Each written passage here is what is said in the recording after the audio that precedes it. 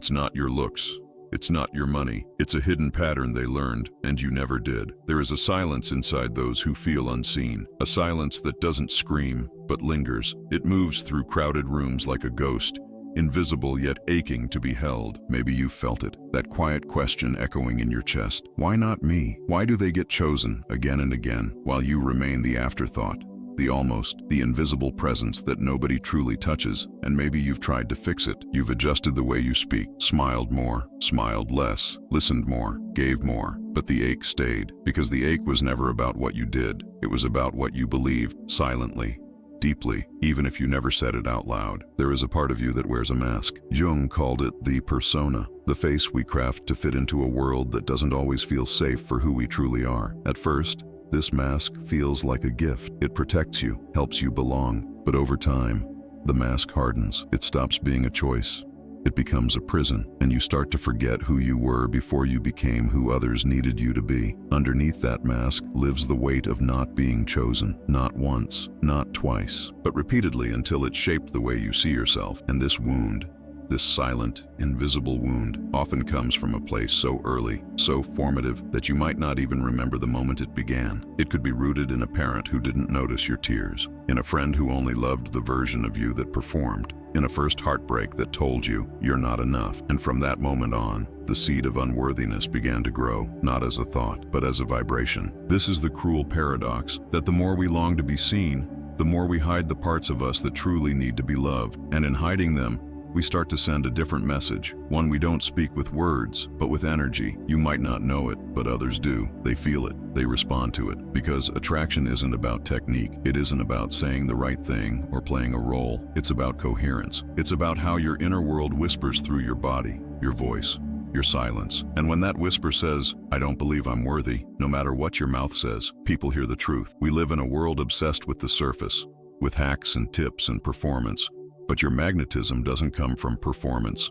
It comes from resonance, from the alignment between who you are and what you believe about yourself. That's why this isn't about becoming someone else. It's about remembering. It's about returning. It's about healing the unconscious message that you carry like a hidden frequency. Don't choose me. I'm not enough. Because the people you want are not responding to your looks. They're not measuring your bank account. They are responding, always, to your energy. And your energy does not lie. So before we speak of love, we must speak of the unseen. Before we seek connection, we must turn inward, into the mirror, into the silence, into that sacred space where the real you has been waiting, not to be fixed, but to be felt, not to be reshaped, but to be remembered. Because deep down, you don't just want to be chosen, you want to be seen completely. And that begins, not with them, but with you. There's a feeling you carry that no one ever taught you how to name. It doesn't shout. It doesn't announce itself. It simply lives, like a quiet current beneath everything you say, everything you do. A frequency, a silent frequency of unworthiness. You may go about your day, say the right words, smile at the right moments, but beneath all of that, there is a signal being transmitted. It says, "I owe you love. I must earn connection. I must prove I am enough." And people feel it, not because they're cruel, not because they want to hurt you, but because energy speaks before words ever do. It's unconscious, subtle, and yet it's everything. You could be generous, attentive, even magnetic on the surface. But if, deep down, your nervous system is tuned to a state of emotional debt, people will sense the imbalance. They'll feel the pressure you don't even know you're putting out. The need, the hunger, the silent desperation masked as kindness, masked as perfection, masked as care. This is the tragedy of unworthiness. It hides inside good intentions, inside overgiving, inside your best efforts to connect. And the more you give without receiving, the more depleted you become, not just emotionally, but energetically. Because what you're offering isn't love, it's self-negotiation. It's the hidden hope that maybe, just maybe, if you're perfect enough, they'll finally choose you. But this is where the truth becomes clearer. Your vibration doesn't lie. You can fake words. You can mimic confidence. You can dress up your insecurities in charm and control, but your energy will always reveal what you believe about yourself. And what you believe about yourself shapes the way others respond to you, not as a punishment, but as a mirror. So many spend years fixing behavior, learning techniques, reading books, practicing strategies. But attraction does not begin with behavior. It begins with energy. The way your heart holds itself, the way your body responds to presence, the way your soul whispers, "I am enough," or "I am not safe." And this whisper is what others respond to, always. This is not about shame. This is not about blame. This is about light, about awareness. Because once you realize that unworthiness isn't your fault, but is still your frequency, you begin to understand the most radical truth of all. Your healing doesn't begin when someone else finally sees you. It begins the moment you do. There is a war that lives in the quietest hearts, a war between longing and fear, between the desire to be deeply seen and the terror of actually being visible. It's not always loud. Sometimes it hides behind independence, behind strength, behind the identity of someone who doesn't need anyone. But the truth is softer than that and more painful. You want love, you ache for closeness, but some part of you doesn't feel safe when it arrives. Because real intimacy means exposure. It means letting someone into the places you've spent a lifetime hiding. This is the split, the sacred fracture. You reach, but you flinch. You hope, but you protect. You open, and then, without even knowing why, you pull away. You sabotage the thing you said you wanted, not because you're broken, but because, somewhere along the way, your nervous system learned that closeness equals danger. It learned that being fully seen might lead to abandonment, rejection, or loss of control. So even now, as an adult, your body remembers, your breath shortens, your energy contracts, and love becomes something you both chase and fear. There's a science to this. Yes, a rhythm. The chemistry of trust lives in oxytocin, in emotional safety, in the quiet regulation of a nervous system that says, "I'm safe here." But if that safety was never modeled for you, if affection was conditional, inconsistent, or confusing, then your body might associate love with pain, intimacy with threat, and so you guard yourself, not out of cruelty, but out of survival. In the language of Jung, this inner conflict reflects a deeper shadow. The parts of you that were exiled, buried, or denied in order to be accepted. Maybe you silenced your needs. Maybe you became what others wanted. Maybe you learned to dim your light so you wouldn't be abandoned. And now, when someone tries to get close, those buried fragments stir, not to harm you, but to be remembered, to be integrated. Because this is not just a psychological pattern, it is a spiritual wound, and it will not be healed by pretending you don't care. It will not be healed by becoming smaller, colder, or more perfect. It will be healed by turning toward the split, not to fix it, but to feel it, to understand that you are not your sabotage. You are not your defense. You are the one who is trying to protect what was once too tender to be touched. To want love and fear it at the same time does not make you weak. It makes you human. It means there is still a part of you longing to be held, not by others, but by you. There are those who walk through life like shadows. Not because they are small, not because they are unworthy, but because they were taught early on that to be visible was to be unsafe. Maybe it was a family that never truly saw them, a parent whose love was given only to the loudest, the most accomplished, the most obedient. Or maybe it was even deeper, something older, carried in the blood, a legacy of silence passed down from generations that were never allowed to speak their truth. This is not weakness. This is archetype. The invisible one is not just a metaphor, it is a deeply rooted identity that forms in those who internalize the message, "I must not take up too much space," and so they learn to fade, to be present without presence, to be kind, supportive, quiet, and quietly forgotten. They become the emotional caretakers, the silent witnesses, the ones who hold everyone, but are rarely held. And yet, beneath that invisibility, there is a yearning that never dies, a longing not just to be seen, but to exist fully, unapologetically, without shrinking. But this longing often collides with fear, because to become visible means risking everything they learned to avoid: rejection, envy, judgment, abandonment. The roots of this archetype are not only psychological, they are epigenetic. They live in the body, in the way your shoulders curl inward, in the way your voice softens, in the way you apologize for existing. Emotional memory is not stored in thought.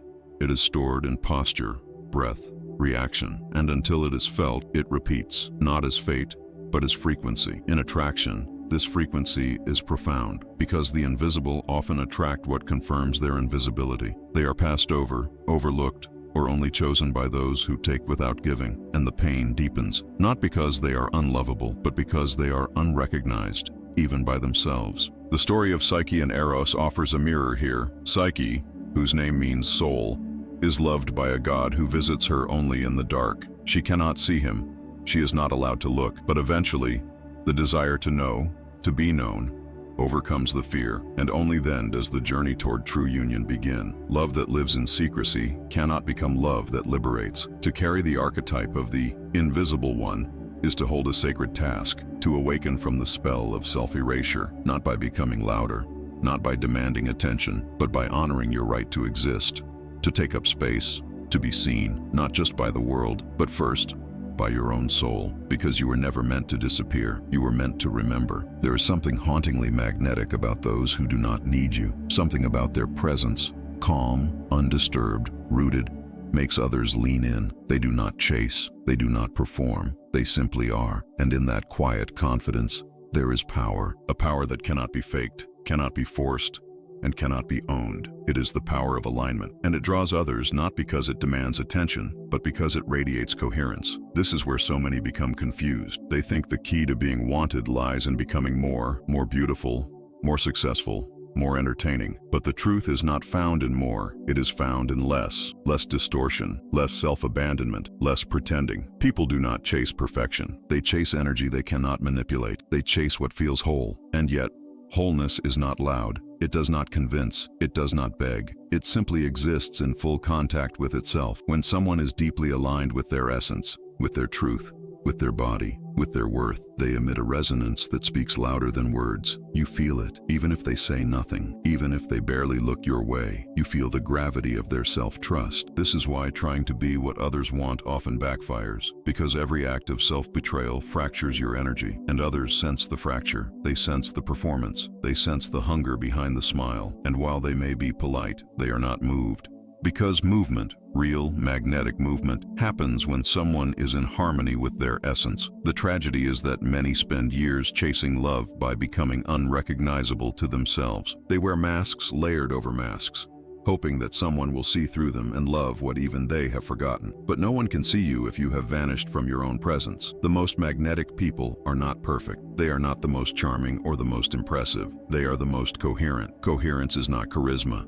It is not strategy. It is the resonance between who you are, what you believe, and how you show up in the world. That alignment, rare, real, rooted, is what makes others lean in, not because they have to, but because they feel something ancient in your presence, something steady, something whole. You do not need to be more. You do not need to fix, perform, or prove. You only need to stop betraying your essence. And in that return, you become what you've been searching for all along, a presence that cannot be ignored because it is already whole. We live in a world that confuses intensity with intimacy, that confuses the rush of being wanted with the depth of being known. And so many of us get caught in the trap, not because we are shallow, but because we are wired for stimulation. Our nervous systems, trained by years of emotional hunger, chase highs that feel like love, but leave us emptier every time they fade. Dopamine is the spark, the thrill, the chase. It lights up when someone texts back, when we feel chosen, when we are wanted, even if only for a moment. But it is not the same as connection. It does not soothe, it does not stay.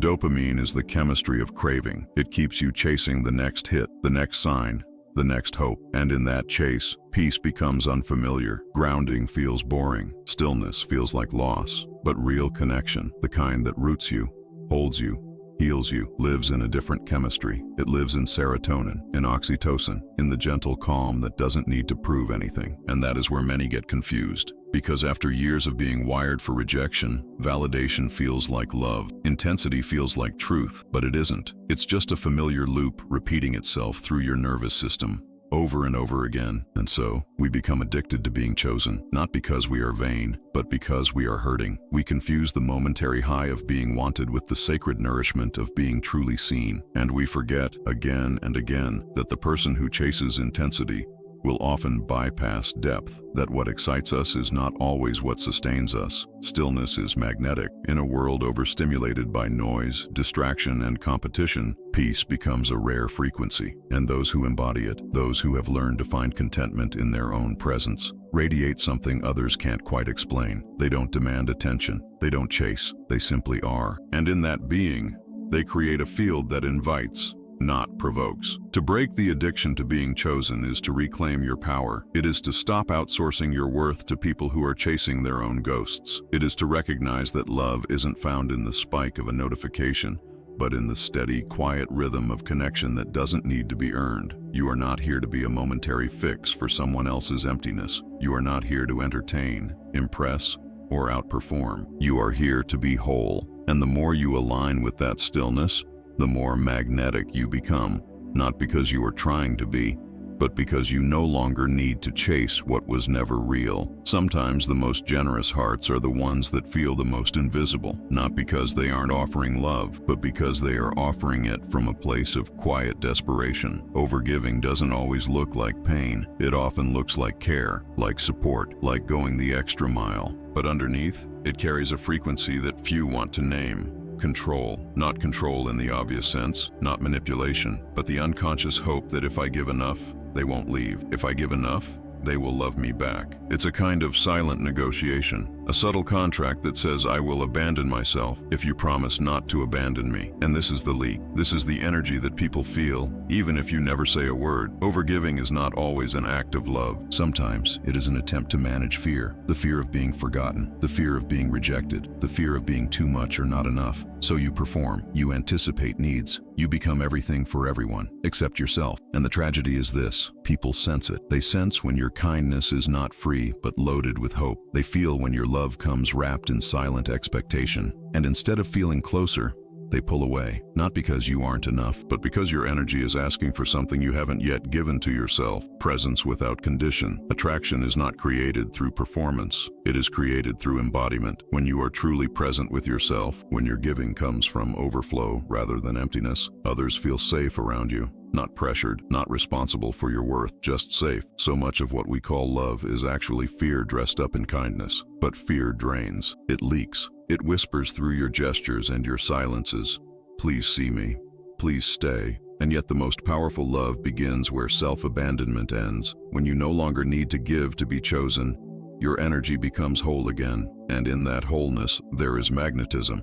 Not because you are trying to be anything, but because you have stopped trying altogether. True connection cannot grow in the soil of self-neglect. It blooms in the presence of truth, in the quiet, steady frequency of someone who has nothing to prove, only something to share, not to earn love, but to reflect it. From within, there is a mirror in your life that no one else sees. It is not made of glass. It is made of presence, of the way you look at yourself when no one else is watching, of the way your inner voice speaks your name. Every day, we reflect something into the world, and every day, the world reflects it back, not just in words, but in energy. And yet, few take the time to tune that reflection, to make it true, to make it kind. This is where change begins, not in chasing, not in forcing, but in remembering. And one of the most profound tools you carry is your attention, your ability to witness, to come home to your own eyes and say, I see you, I honor you, I choose you, not as performance, but as practice, because the nervous system learns through repetition, and the soul responds to reverence. This ritual is simple,